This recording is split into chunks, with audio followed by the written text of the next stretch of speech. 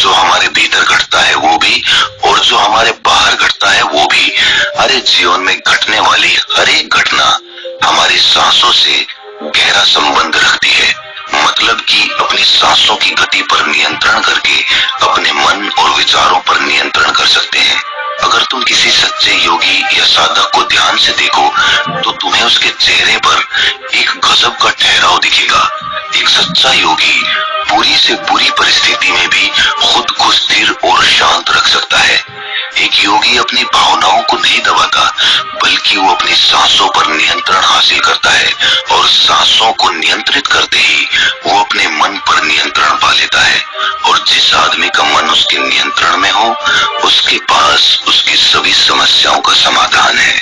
गुरु ने छात्र की तरफ इशारा करते हुए कहा, तुमने कुछ योगियों के बारे में सुना होगा कि वो 150, 200 या फिर 300 सालों तक भी जी जाते हैं। तो आखिर वो इतने लंबे समय तक खुद को जीवित कैसे रख पाते हैं? असल में उनका नियंत्रण अपनी सांसों पर होता है, जिसे प्राण ऊर्जा भी कहते हैं। प्राण ऊर्जा हमारे चारों तरफ है।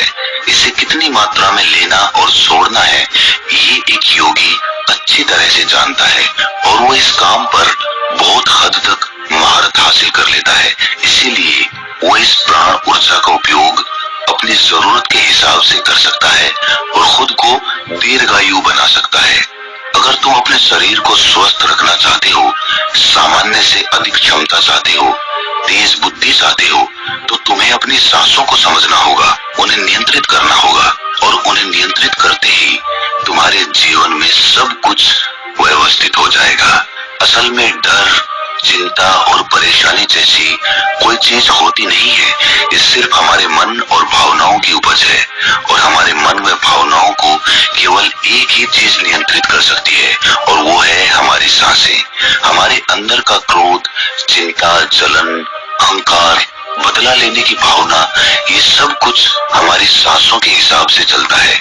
अगर हमारी सांसों पर हमारा नियंत्रण है तो ये सभी विकार हमारे नियंत्रण में हो जाते हैं। सांस हमारे शरीर और हमारे मन के बीच पुल का काम करती है।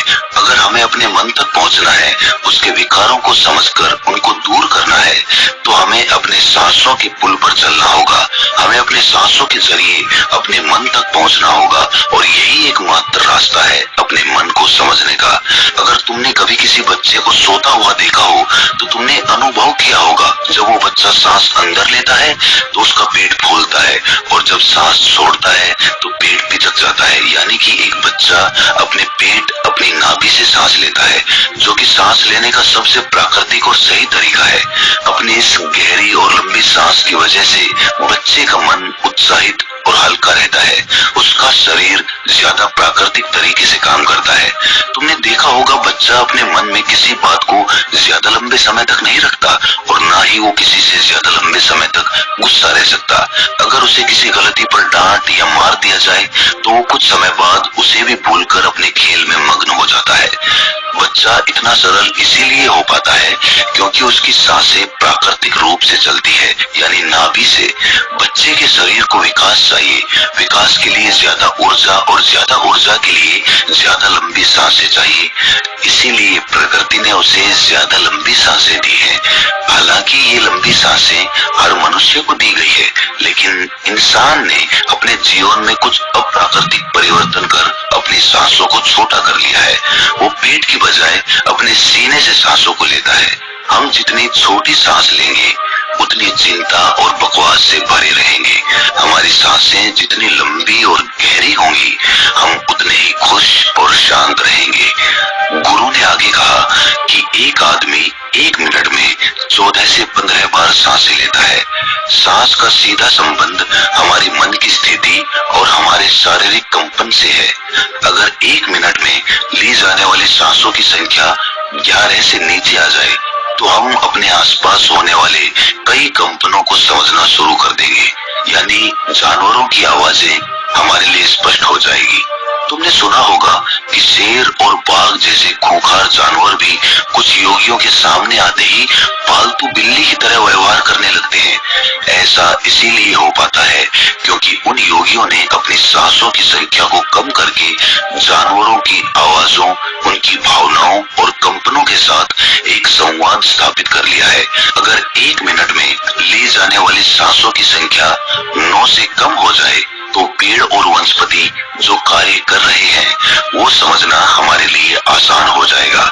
अगर हमारी सांसें 1 मिनट में 6 से कम हो जाती है तो बेजान चीजें कैसे काम करती है ये समझना हमारे लिए आसान हो जाएगा। बेजान चीजों के कंपन और उनसे जुड़ी दुनिया हमारे लिए स्पष्ट हो जाती है। दूसरे शब्दों में कहा जाए तो ब्रह्मांड की प्रकृति समझी जा सकती है और ऐसी स्थिति पर पहुंचकर ही बहुत से योगी और ऋषि मुनि ब्रह्मांड के रहस्यों और उनमें घटने वाली घटनाओं की भविष्यवाणी कर देते हैं। हमारा शरीर जितना स्थिर होगा हम उतनी ही कम सांसें लेंगे। अगर हम अपने पूरे शरीर को स्थिरता के एक निश्चित स्तर पर ले जाएं और बहुत तेज सांस ना लें तो हमारा बोध बढ़ता चला जाता है। दोस्तों, योग विज्ञान के अनुसार एक साधक अपनी सांसों पर नियंत्रण करके ऐसी बहुत सी चीजें कर सकता है जो